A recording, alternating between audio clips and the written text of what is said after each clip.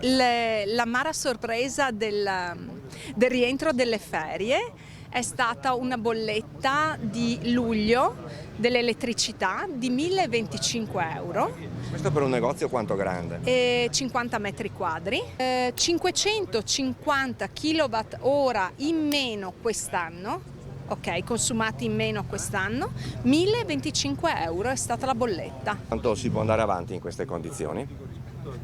Finché non ti abbandona la passione, che è l'unica cosa che rimane, non c'è neanche il conto in banca. No, io la butto di più sul dare e avere. Sul dare e avere, poco, poco. Non questo inverno, sicuramente. 2 mesi.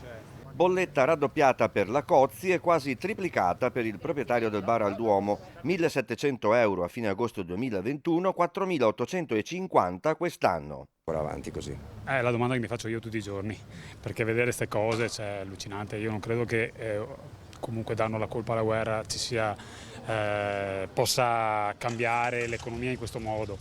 No, è impossibile, anche perché noi non ce la facciamo più se non andare avanti. Da piccolo imprenditore cosa si sente di chiedere?